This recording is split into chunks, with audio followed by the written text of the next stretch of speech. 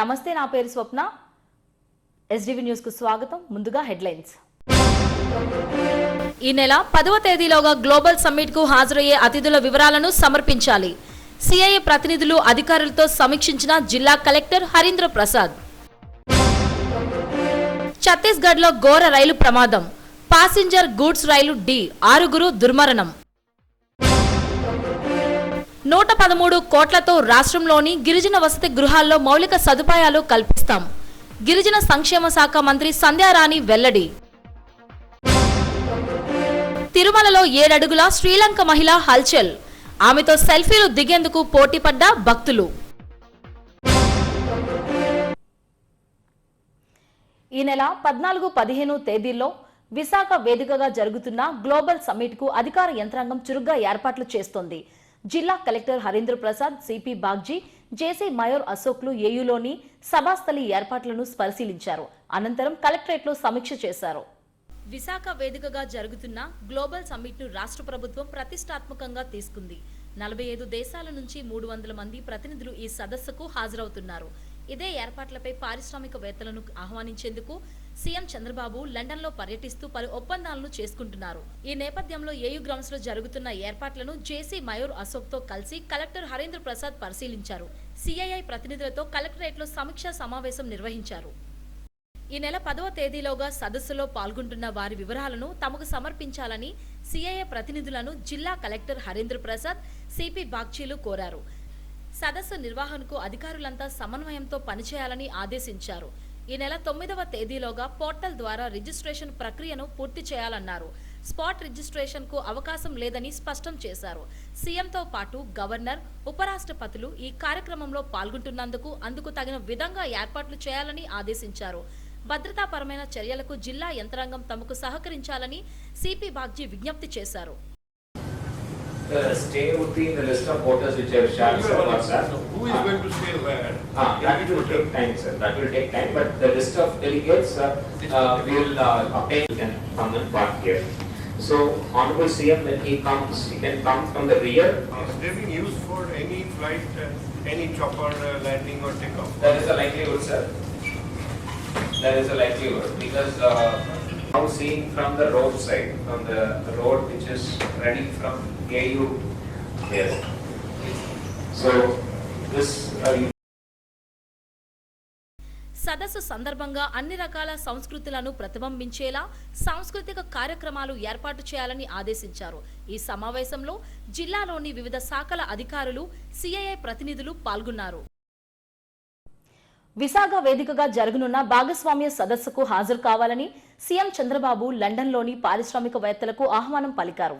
వివిధ రంగాలకు చెందిన నిపుణులు, పారిశ్రామికవేత్తలతో లండన్లో నిర్వహించిన రౌండ్ టేబుల్ సమావేశంలో ఆయన పాల్గొన్నారు. నిర్మాణ రంగ సంస్థ Arup global affairs director James Kenny, digital risk management company ఆల్తురిన్ టెక్ ఈడీ, ఫెడరిక్ ల్యాండ్ తదితర దిగ్గజ కంపెనీల పారిశ్రామికవేత్తలు హాజరయ్యారు.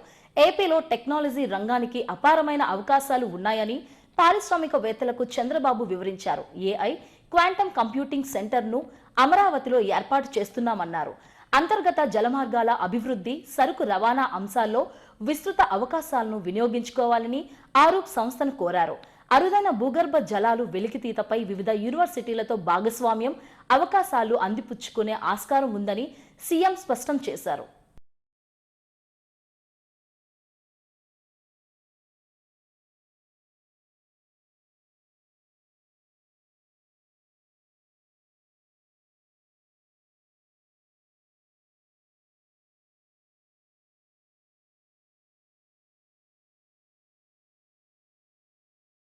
ఛత్తీస్గఢ్ లో ఘోర రైలు ప్రమాదం జరిగింది. బిలాస్పూర్ లో ప్యాసింజర్ గూడ్స్ రైలు ఎదురెదురుగా ఢీకొట్టుకున్నాయి. ఈ ప్రమాదంలో 6 మృతి చెందగా పలువురు ప్రయాణికులు గాయపడ్డారు. రైల్వే అధికారులు, సిబ్బంది ఘటనా స్థలానికి చేరుకుని సహాయక చర్యల్లో నిమగ్నమయ్యారు. విషయం తెలుసుకున్న రైల్వే సిబ్బంది, రెస్క్యూ, వైద్య బృందాలు అక్కడకు చేరుకున్నాయి. ఈ ప్రమాదంతో ఆ మార్గంలో వెళ్లే రైళ్ల రాకపోకలు పూర్తిగా అంతరాయం ఏర్పడింది. అధికారులు ఇప్పటికే పలు రైళ్లను రద్దు చేశారు, మరికొన్నిటిని దారి మళ్లించారు. బిలాస్పూర్ కట్నీ విభాగంలో ఈ ప్రమాదం జరిగింది. ఈ ఘటనపై రైల్వే యంత్రాంగం దర్యాప్తు ప్రారంభించింది. అయితే ప్రమాదానికి గల కారణాలు స్పష్టంగా తెలియరాలేదు.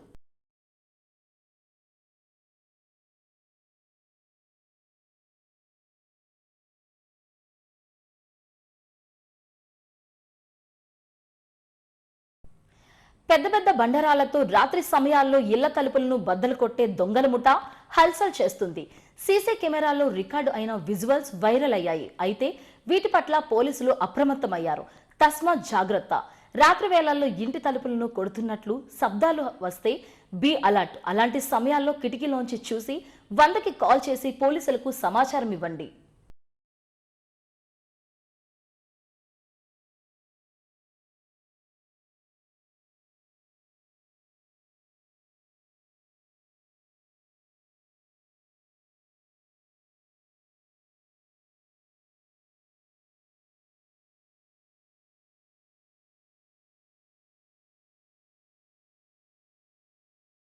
గిరిజన వసతి గృహాల్లో 113 కోట్లతో మౌలిక సదుపాయాలు కల్పిస్తున్నట్లు రాష్ట్ర గిరిజన సంక్షేమ శాఖ మంత్రి గుమ్మడి సంధ్యారాణి తెలిపారు.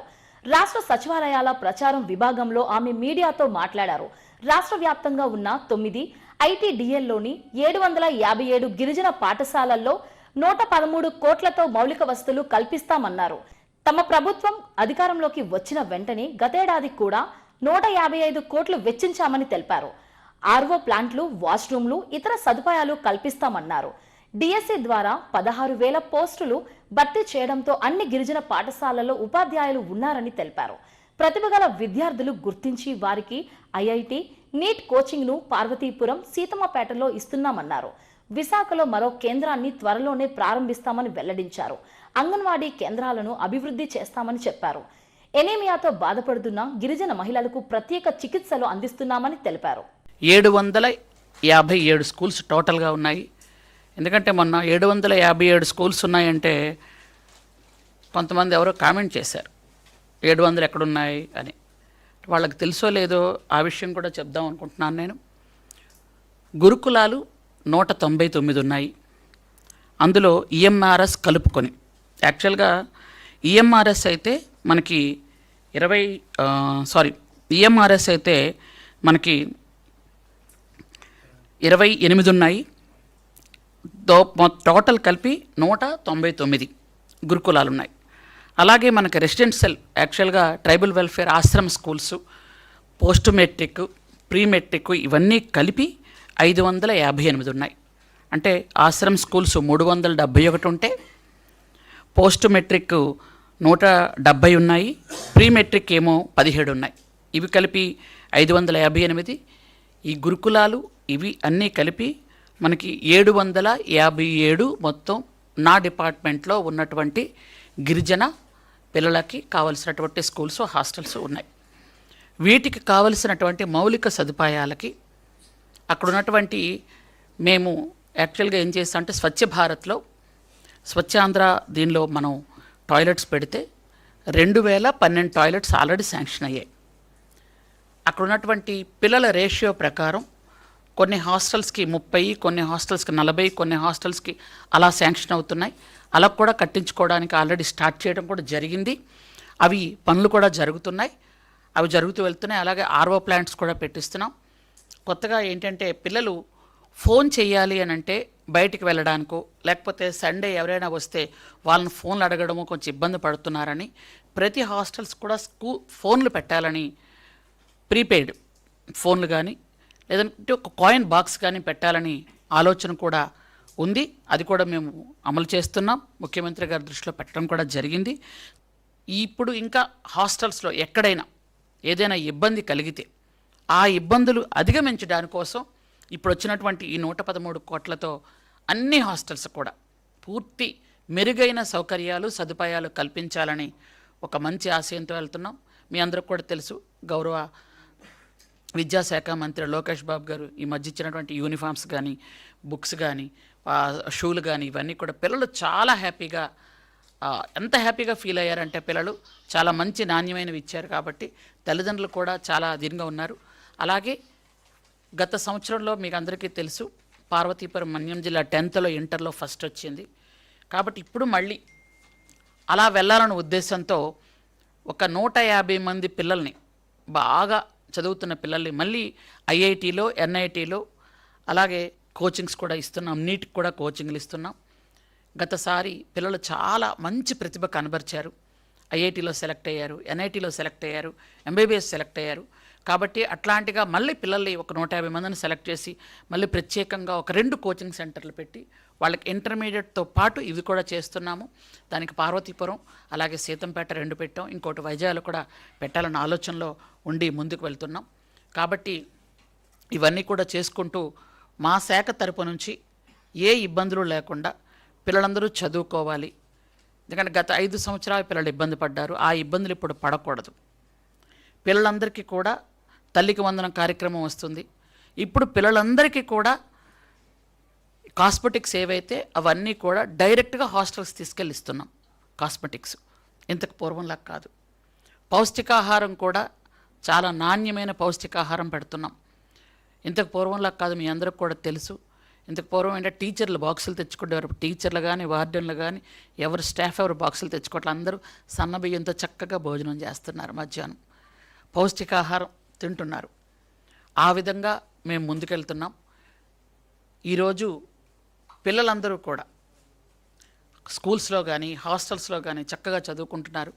మొన్న వరదల టైంలో కూడా నిజంగా ప్రజలు ఎంత చక్కగా మాకు సహకరించారు అని అంటే, వరదల్లో మాకు చక్కగా సహకరించారు. అలాగే వరదల టైంలో సహకరించిన అధికారులకి, ఎక్కడైనా ఏదైనా లోటుపాట్లు జరిగితే వెంటనే తెలియజేసినటువంటి మా పత్రికా సోదరులకి అందరికీ నా హృదయపూర్వకమైనటువంటి ధన్యవాదాలు తెలియజేసుకుంటున్నాను. తిరుమల శ్రీవారి సేవలో 7 అడుగుల మహిళా భక్తురాలు తరించారు. సాంప్రదాయ చీరకట్టులో 7 ఫీట్స్ విమెన్ ఆకర్షించారు. శ్రీలంక దేశస్థురాలు నెట్బాల్ క్రీడాకారిణి తర్జని శివలింగం వెంకన్నను దర్శించుకున్నారు. తొలుత ఆలయ అధికారులు స్వాగతం పలికి దర్శన ఏర్పాట్లు చేశారు. అనంతరం ఆలయం వెలుపలకు వచ్చిన 7 అడుగుల ఎత్తైన మహిళను ఆశ్చర్యంగా తిలకించారు. ఆమెతో సెల్ఫీలు దిగేందుకు ఉత్సాహం చూపించారు.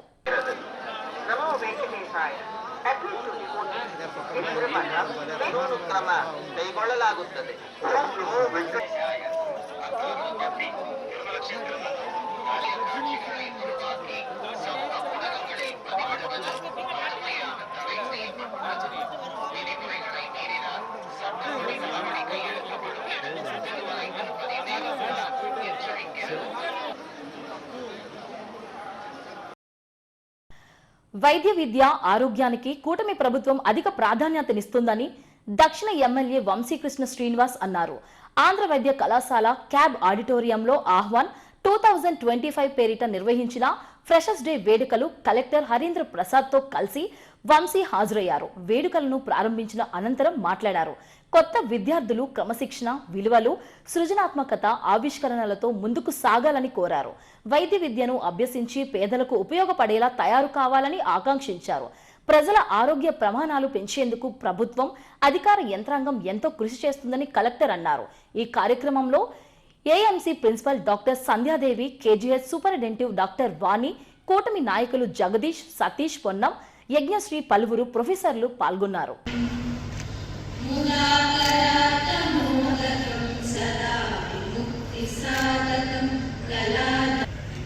Dear students, as you begin your academic voyage, the first year subjects are just basics.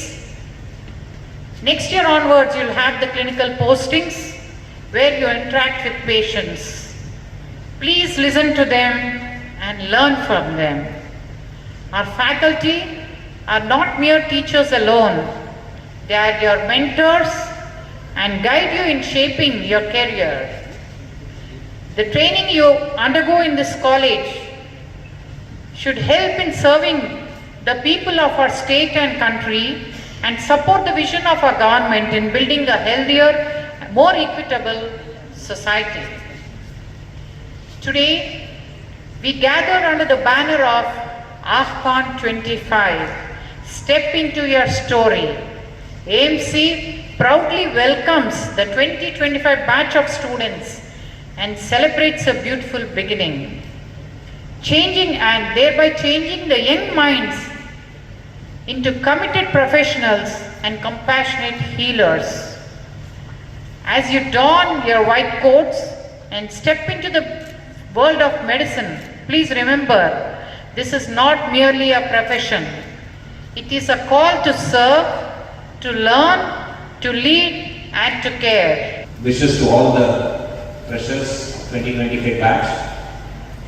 It is a proud moment for all of you to making it into medicine in first place, and that too in the prestigious institution like AMC.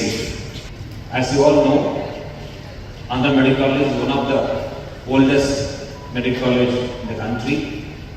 In its 123 years of its existence, it has served not just the state, not just the neighboring states. The doctors from this prestigious institution are serving people across the globe. The hall which we are sitting right now is basically the contribution of the alumni of this institution who have been serving in countries like US, UK, and who are the who's who in the medical fraternity. Such is the reputation of this institution, and I hope the 2025 batch also would produce such great minds, great physicians who will change the field of medicine. Then naturally you would find the process of learning much easier, and you would do a lot better. So my request to all the youngsters who are joining AMC is that start enjoying the learning process. As Vice Principal told, in the process you should not get burnt out, you should not get overstressed. So develop a hobby, play sports, develop some hobby like music or singing or reading, so that you don't get lost in this competitive world. ఎన్నో కోరికలతో మన తల్లిదండ్రులు కానీ మనం కానీ ఒక doctor అంటే మనం ఎంతో ఇష్టపడి చదివి జాయిన్ అయిన పరిస్థితి ఉంది. ఈ ఇష్టమైన వ్యక్తిని ఎంతో నిబద్ధతతో ఎటువంటి చెడు వ్యసనాలకు అలవాటు అవ్వకుండా క్రమశిక్షణగా చదివితే ఒక మంచి డాక్టర్గా మీరు అవుతారు. ఎందుకంటే ఇది పోటీ ప్రపంచం. బాగా మనం ఎంతో గొప్పగా చదివితే కానీ రానున్న రోజుల్లో ఒకరోజు ఎంబీఎస్తో కూడా ఈ రోజుల్లో పెద్ద తెలుగు లేకపోయింది. ఖచ్చితంగా పీజీ ఉండాలి. మనం పీజీ కూడా రావాలంటే చాలా హార్డ్ వచ్చారు. ఇది ఒక మంచి వాతావరణం కాబట్టి మీ కోరికతో పాటు మీ తల్లిదండ్రుల కోరిక కూడా తీర్చే విధంగా మీరు ఉన్నతంగా బతకాలన్నా, సామాజికంగా మనం మార్పు రావాలన్నా కూడా చదువు తప్ప ఇంకొక పెద్ద విషయాన్ని గ్రహించి మీరు అద్భుతంగా చదివి మీ కాలేజీకి మీ తల్లిదండ్రులు అందరూ కూడా మంచి పేరు తేవాలని చెప్పేసి నేను మనస్ఫూర్తిగా కోరుకుంటున్నా. ముఖ్యమంత్రి గారు కానీ, డిప్యూటీ సీఎం గారు కానీ, మంత్రి అందరూ కూడా ఎడ్యుకేషన్, హెల్త్ ఈ రెండు మీద చాలా ఎక్కువ ప్రయారిటీ ఉంది కాబట్టి సో మీకు ఎక్కడ ఇబ్బంది లేకుండా అన్ని ఏర్పాట్లు ఉంటాయి కాబట్టి చాలా బాగా చదువుకొని రానున్న రోజులు ఉన్నతమైన డాక్టర్గా ఎదగాలని మనస్ఫూర్తిగా కోరుకుంటూ నాకు అవకాశం మీ అందరికీ పేరు మనస్ఫూర్తిగా ధన్యవాదాలు. విశాఖ ఆటో పార్ట్స్ ఆటోమొబైల్ కార్మికుల ఉపాధిని కాపాడేలా ప్రభుత్వం చర్యలు తీసుకోవాలని సిఐటియు నాయకుడు రాజు కోరారు. జగదాంబలోని యూనియన్ కార్యాలయంలో మీడియాతో మాట్లాడారు. విశాఖలో ఈ రంగానికి సంబంధించి 20,000 మంది కార్మికులు ఉన్నారన్నారు. ఆనందపురం మండలం కనువం గ్రామంలో ఆటో నగర్ కోసం 157 ఎకరాలు కేటాయించినా నిర్మాణ పనులు మాత్రం జరగడం లేదన్నారు. పలుమార్లు అధికారులకు విన్నవించుకున్న ఏపీఐఐసి అధికారులను సంప్రదించినా ఫలితం లేకుండా పోయిందని ఆవేదన వ్యక్తం చేశారు. ఇప్పటికైనా కాలయాపన చేయకుండా విశాఖలోని కార్మికులందరికీ ఆటో నగర్కు తరలించేలా చర్యలు చేపట్టాలని డిమాండ్ చేశారు. మన చంద్రబాబు నాయుడు గారు కనుబం గ్రామంలో ఆనందపురంలో 157.70 ఎకరాల్ని అక్కడ మంజూరు చేయడం జరిగింది. దానికి సంబంధించిన రైతులకి ప్రభుత్వం మొత్తం ఫండ్స్ అన్నీ కూడా ఇవ్వడం జరిగింది. ఒక 11 కోట్ల రూపాయలు ఇంకా బ్యాలెన్స్ ఉంది. అది కలెక్టరేట్లో పెట్టుకొని వాళ్ళు దానికి ఏపీఐఐసి వారికి ఇవ్వకుండా కాలయాపన చేస్తున్నారు. దీనివల్ల మొత్తం పని ఆగిపోతుంది. ఆటో నగర్ నిర్మాణం కోసం ఏపీఐఐసి వారు ఎటువంటి చర్య తీసుకోవట్లేదు. వాళ్ళని అడిగితే కలెక్టర్ గారు మాకు డబ్బులు పంపించలేదని ఆయన చెప్తున్నారు. కలెక్టర్ గారు చెప్తే అంతా అయిపోయింది, మీరు ఏపీఐఐసి అధికారులను కలవండి అనేసి చెప్తున్నారు. ఈ మధ్య గతంలో వైఎస్ఆర్ ప్రభుత్వం ఉన్నప్పుడు అక్కడ నాయకులు ఆ భూమి మీద కన్ను వేశారు. సిఐటిగా కార్మికుల యొక్క బ్రతుకు తెరువు ఈ రంగాన్ని కాపాడడానికి ఆ స్థలాన్ని ఎట్టి పరిస్థితుల్లో ఎవరు కబ్జా చేయకుండా దాన్ని కార్మికులకే ఉపయోగించాలి, ఆటో నగర్కే నిర్మించాలని పెద్ద ఎత్తున సిఐటి పోరాటం చేసిన సంగతి మీ అందరికీ తెలుసు. అప్పటి నుంచి ఇప్పటి వరకు కేవలం ఆ 11 కోట్ల రూపాయలు కట్టేసి దాన్ని ఏపీఐఐసి వాళ్ళు వెంటనే పని ప్రారంభించాలి. కానీ రాజకీయ నాయకులు అలాగే కొంతమంది అధికారులు ఆ భూమి మీద కన్నేశారు, దాన్ని ఏదో రకంగా కాజేయాలని చూస్తున్నారు. అయితే ఆటలు సాగనివ్వని సిఐటిగా మేము సందర్భంగా తెలియజేస్తున్నాం. భవిష్యత్తులో త్వరలో కనుక ఈ ఆటో నగర్ నిర్మాణాన్ని పని ప్రారంభించకపోతే ఆందోళన ఉధృత చేస్తాం. ముఖ్యంగా కలెక్టర్ గారు దీని మీద తీసుకోవాలి. ఎందుకంటే ఎస్సీజెడ్లో ఏదో కొంతమందికి ఉద్యోగాలు ఇస్తే లక్షల కోట్ల రూపాయలు రాయితీలు ఇస్తున్నారు కార్పొరేట్ కంపెనీలకి, మల్టీనేషనల్ కంపెనీలకి. ఎస్సీజెడ్లో అంత సదుపాయం ఇచ్చినప్పుడు ఆల్రెడీ ఇక్కడ 20,000 మంది కుటుంబాలు బ్రతుకుతున్నారు. ఎటువంటి సహాయం ప్రభుత్వం దగ్గర కోరకుండా వాళ్ళు తన బ్రతుకులు వాళ్ళు బ్రతుకుతున్నారు. అటువంటిది వాళ్ళు బ్రతుకుల్లో నీళ్లు పోయడానికి ఈరోజు ప్రభుత్వాలు అశ్రద్ధ చేస్తున్నాయి. కాబట్టి వెంటనే కలెక్టర్ గారు దీని మీద జోక్యం చేసుకోవాలి. ఏపీఐసిసి అధికారులు వెంటనే జోక్యం చేసుకోవాలి. దీన్ని వెంటనే పూర్తి చేయాలి. మొత్తం కార్మికులకు ఉపాధి కోల్పోకుండా ఈ రంగాన్ని కాపాడాలని ఈ సిఐటియుగా ఈ సందర్భంగా మేము డిమాండ్ చేస్తున్నాం. బురుజుపేటలో కొలువైన కనకమహాలక్ష్మి అమ్మవారి దేవస్థానంలో జరగనున్న మార్గశిర మాసోత్సవాలకు పటిష్ట ఏర్పాట్లు చేయాలని జిల్లా కలెక్టర్ హరీంద్ర ప్రసాద్ అధికారులను ఆదేశించారు. కలెక్టరేట్ మీటింగ్ హాల్లో నిర్వహించిన సమన్వయ కమిటీ సమావేశంలో పలు అంశాలపై మార్గదర్శకాలు జారీ చేశారు. ఈ నెల 21 నుండి డిసెంబర్ 19వ తేదీ వరకు జరగనున్న మార్గశిర మాసోత్సవాల్లో భక్తుల రద్దీకి తగ్గట్టు పక్కా ఏర్పాట్లు చేయాలన్నారు. భక్తులే పాలు, పసుపు, కుంకుమలతో అభిషేకం చేయడంపై వైదిక కమిటీ పునరాలోచించాలని విజ్ఞప్తి చేశారు. విఐపీల దర్శనాలు నిర్ణీత వేళల్లో జరిగేలా ఆలయ పోలీస్ అధికారులు చర్యలు తీసుకోవాలన్నారు. ప్రతి గురువారం ఏవియన్ కాలేజీ దిగువ నుండి వాహనాల దారి మళ్లించడం, శుక్ర శనివారాల్లో టౌన్ కొత్త రోడ్ నుండి మెయిన్ రోడ్ వరకు ట్రాఫిక్ ను మళ్లించే చర్యలు తీసుకోవాలని పోలీస్ అధికారులు సూచించారు. పారిశుద్ధ్య పనుల్లో జాగ్రత్తలు తీసుకోవాలన్నారు. నిత్యాన్నదానం, ప్రసాదం కౌంటర్ వద్ద సరిపడా సిబ్బందిని అందుబాటులో ఉంచాలన్నారు. ఎలాంటి అవాంఛనీయ ఘటనలు చోటు చేసుకోకుండా చూడాలన్నారు. ఈ సమావేశంలో ఈవో శోభారాణి, పలువురు అధికారులు పాల్గొన్నారు.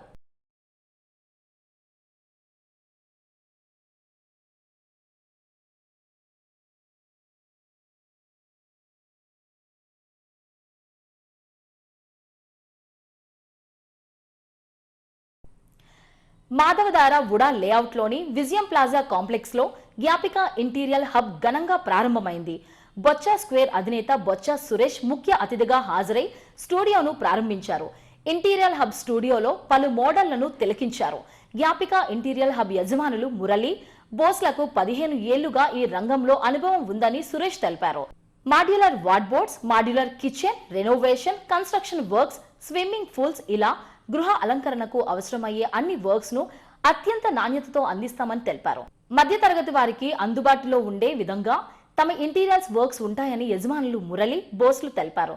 Flats, independent houses, villas, gated communities సంబంధించి ఇంటీరియర్స్ అందుబాటు ధరల్లోనే సేవలుంటాయన్నారు. తమ స్టూడియోను సంప్రదించాలని కోరారు.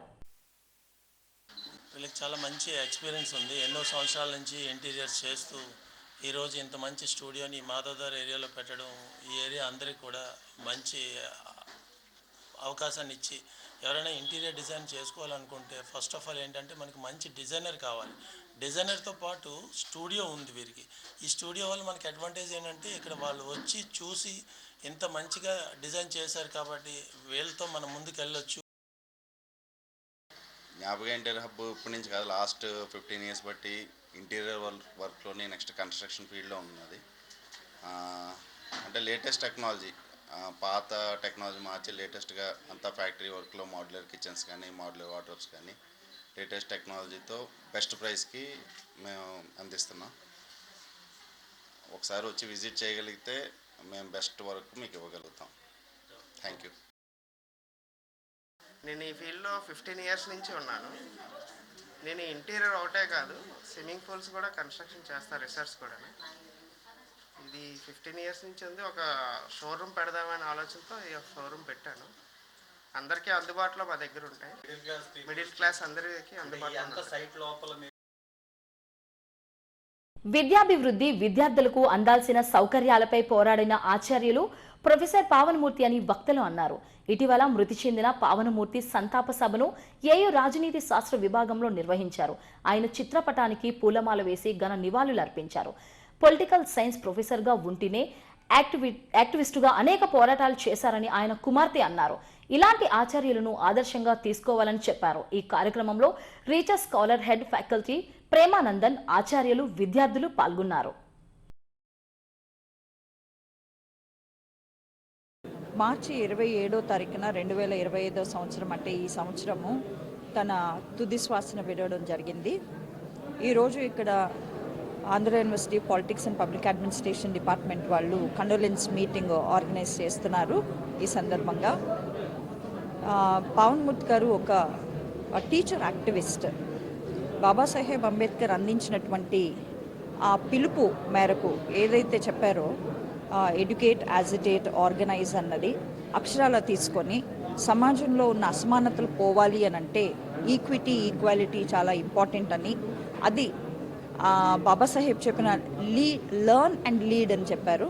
దానిని తీసుకొని విద్యకి నాన్నగారు ఎంతో ఇంపార్టెన్స్ ఇచ్చి సమాజంలో విద్యావంతులైతేనే మనం ఆ సమాజాన్ని మార్చగలుగుతాము అని ప్రగాఢంగా విశ్వసించిన ఆయన ఆ స్లోగన్ని తీసుకొని నాట్ ఓన్లీ ఆంధ్ర యూనివర్సిటీ, ఆ రోజు ఎఫిలియేటెడ్ కాలేజెస్ ఏవైతే ఉన్నాయో విశాఖపట్నంలో వాటన్నింటినీ నాన్నగారు తిరగడము, సోషల్ వెల్ఫేర్ డిపార్ట్మెంట్ నుంచి స్టూడెంట్స్కి రావాల్సినటువంటి రాయితీలు ప్రతి స్కూల్లో, ప్రతి కళాశాలలో వస్తున్నాయా లేదా అని ఎప్పటికప్పుడు ఎగ్జామిన్ చేయడము, రాకపోతే అవి వాళ్ళకి అందేలాగా ప్రయత్నం చేయటం, పోరాటం చేయటం, ఇవన్నీ కూడా ఒక టీచర్ యాక్టివిస్ట్గా నాన్నగారు చేశారు. కేవలం విశాఖపట్నంలోనే కాదు, ఆంధ్రప్రదేశ్లో, పక్క రాష్ట్ర ఒరిస్సాలో, అలాగే మహారాష్ట్రలో, వెస్ట్ బెంగాల్, ఇలా అనేకమైనటువంటి రాష్ట్రాలు అన్నీ తిరిగి బాబాసాహెబ్ అడుగుజాడల్లో నడవటానికి నిరంతరం ప్రయత్నం చేసేవాళ్ళు. ఈరోజు ఈ సందర్భంగా ఇక్కడ నన్ను కూడా ఆహ్వానించినందుకు, నా కుటుంబ సభ్యుల్ని ఆహ్వానించినందుకు థ్యాంక్స్ చెప్తున్నాను. తిరుమల శ్రీవారికి ఓ భక్తుడు వెండి గంగాలం విరాళంగా ఇచ్చాడు. హైదరాబాద్కు చెందిన జగ్గారెడ్డి శ్రీనివాసులు వెంకన్నకు 30 లక్షలు విలువైన 22 కేజీల వెండి గంగాలాన్ని విరాళంగా అందజేశారు. ఈ శ్రీవారి ఆలయంలో ముందు అధికారులకు అందించారు.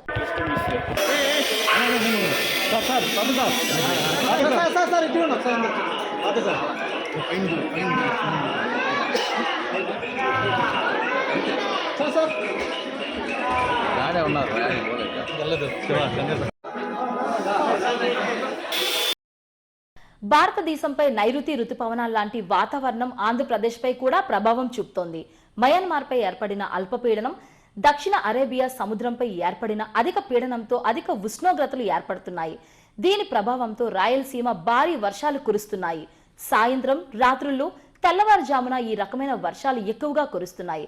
దీని ప్రభావంతో రాబోయే 2 రోజుల్లో రాయలసీమ, దక్షిణ కోస్తాలో వర్షాలు కురిసే అవకాశం ఉందని విశాఖ వాతావరణ కేంద్రం తెలిపింది. దక్షిణ కోస్తా, రాయలసీమ జిల్లాల్లో ఈ వర్షాల ప్రభావం ఎక్కువగా ఉంటుందని తెలిపింది.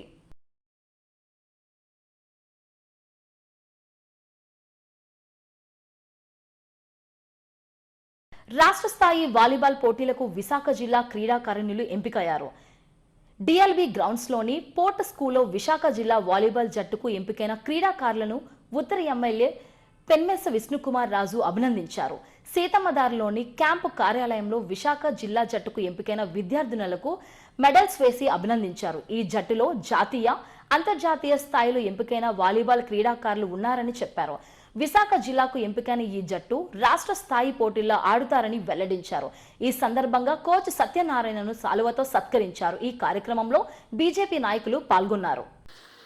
నార్త్ నియోజకవర్గంలో విశాఖపట్నం పోర్ట్ ట్రస్టు ఏదైతే ఈ స్పోర్ట్స్ కాంప్లెక్స్ ఉందో అక్కడ సాయి అంటే స్పోర్ట్స్ అథారిటీ ఆఫ్ ఇండియా వారు క్యాంప్స్ నిర్వహించడము, ఎన్నో సంవత్సరాల నుంచి ఈ అమ్మాయిలు అక్కడ క్యాంపులో ఉండి సత్యనారాయణ గారు దానికి ఇన్ఛార్జి, వారు ద్వారా ఇవన్నీ కూడా వాలీబాల్ అంతా నేర్చుకుని ఏదైతే మనకి డిస్ట్రిక్ట్ టీమ్ సెలెక్షన్స్కి ముందు వెళ్ళటం జరిగింది. కానీ దురదృష్టవశాత్తు దీంట్లో కొంత టాప్ ప్లేయర్స్ని కూడా వాళ్ళని సెలెక్ట్ చేయలేదని చెప్పి ఆ విషయం నా దృష్టికి వచ్చింది. ఇమీడియట్గా నేను డిఓ గారికి చెప్పి ఇది సెలెక్షన్ సరిగ్గా అయినట్టుగా లేదు కాబట్టి ఒకసారి వెరిఫై చేయాలని చెప్పి వెరిఫై చేస్తే మళ్ళీ రీసెలెక్షన్కి మళ్ళీ చూడటం జరిగింది. డిఓ గారు చొరవతోటి మళ్ళీ రీసెలెక్షన్లో ఇప్పుడు వీళ్ళు వైజాగ్ డిస్ట్రిక్ట్ నుంచి ఉన్న ఇక్కడ స్థాయిలో రిప్రజెంట్ చేస్తున్న వాళ్ళు వైజాగ్ డిస్ట్రిక్ట్కి సెలెక్ట్ అవ్వటం జరిగింది. అది ఒకటే కాకుండా ఇప్పుడు డిస్ట్రిక్ట్ తరపున కాకుండా స్టేట్కి కూడా సెలెక్షన్ అయిన పరిస్థితి ఉంది. సో తప్పనిసరిగా వాళ్ళు మంచి ఈ స్పోర్ట్స్లో అభివృద్ధి చెందాలి అని చెప్పి నేను ఆకాంక్షిస్తున్నాను. హెడ్లైన్స్ మరోసారి. ఈ నెల 10వ తేదీలోగా గ్లోబల్ సమ్మిట్ కు హాజరయ్యే అతిథుల వివరాలను సమర్పించాలి. సిఐఏ ప్రతినిధులు అధికారులతో సమీక్షించిన జిల్లా కలెక్టర్ హరీంద్ర ప్రసాద్. ఛత్తీస్గఢ్లో ఘోర రైలు ప్రమాదం, పాసింజర్ గూడ్స్ రైలు ఢీ, 6 దుర్మరణం. 113 కోట్లతో రాష్ట్రంలోని గిరిజన వసతి గృహాల్లో మౌలిక సదుపాయాలు కల్పిస్తాం. గిరిజన సంక్షేమ శాఖ మంత్రి సంధ్యారాణి వెల్లడి. తిరుమలలో 7 అడుగుల శ్రీలంక మహిళ హల్చల్, ఆమెతో సెల్ఫీలు దిగేందుకు పోటీపడ్డ భక్తులు. ఈ బులెటిన్ ఇంతటితో సమాప్తం. మరొక బులెటిన్లో మళ్ళీ కలుద్దాం. అంతవరకు నమస్కారం.